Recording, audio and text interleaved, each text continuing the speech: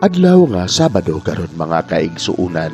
Petsa 13 sa bulan sa Mayo tuig 2023. Ang pagbasa kinutlo gikan sa Ebanghelyo sumala ni San Juan, Kapitulo 15, versikulo 18 ngadto sa 21. Si Jesus mingon ngadto sa iyang mga tinunan, "Kung nasilag kaninyo ang kalibutan, hinumdumi nga ako'y unang gikasilagan niini. Kung kamo iya pa sa kalibutan, mahigugmaon unta kamo sa kalibutan, ingon nga iya sa kalibutan.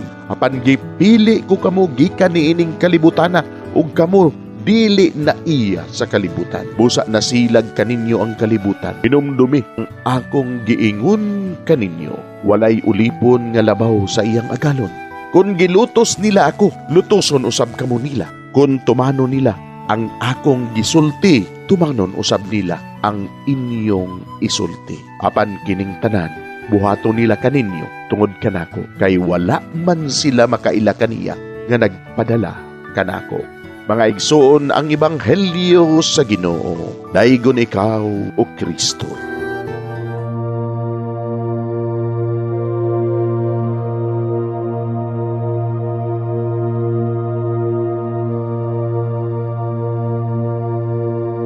Pagampo sa dili pa magsugod sa trabaho.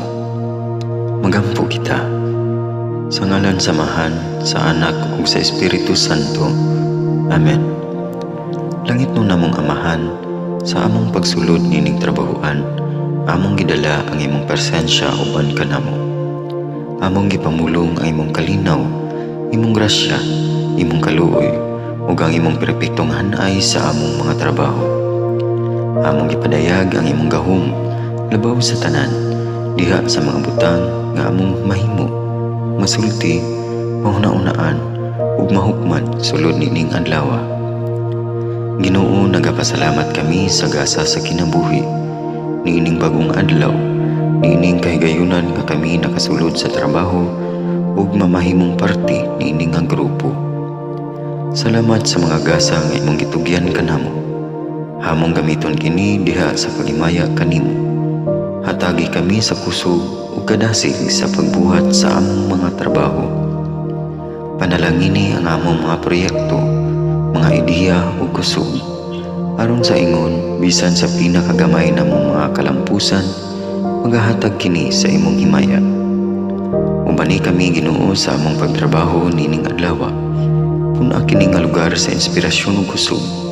Tabangi kami nga magtrabaho isip usa ka grupo nga mapakita sa usag-usa ang kamaayo. Himuha kami nga maayo nga makabot namo ang mga butang nga kinahanglan namong buhaton. Himuha kini nga lugar nga puno sa kalipay ug panaghigalaay, ug kamugaway ug kalinaw ang mapatigbabaw niining dapita. Ginoo, kung kami anaa sa kalibog, giyahi kami. Kung kami muwadaan sa kadasig ug paglaom, dasiga kami. Himua nga ang trabaho nga among gihimo ug ang paagi sa among paghimo niini makahatag unta kini ug hugot nga pagtuo, kalipay ug pahiyom sa tanan nga among mahimamat karong adlaw. Panalangini ang among mga pamilya, among Pinoy-anan, among nasod. Himua nga magmatidud-anon kami sa pagtagad ug pag-amuma sa kalikupan ug sa tanang may kinabuhi, diha sa pagbuhat kanamo sa pagkabuot sa imong pangandoy alang sa hustisya ug kagawasan. O Ginoo, sa among pagbiya nining lugara, tagay kami sa imong panalangin ug kaluoy sa among pagbiyahe. Panalangini ang among mga pamilya ug Pinoy-anan nga anaon ta sa maayong kahimtang sama sa among pagbiya kanila. Ginoo, salamat sa tanang butang nga imong nabuhat, sa tanang butang nga imong gibuhat, ug sa tanang butang nga imong buhaton pa. Sa ngalan ni Jesus, among giampo diha sa tumang pagigugma ug pagpasalamat. Amen. Sa ngalan samahan sa Anak ug sa Espiritu Santo. Amen.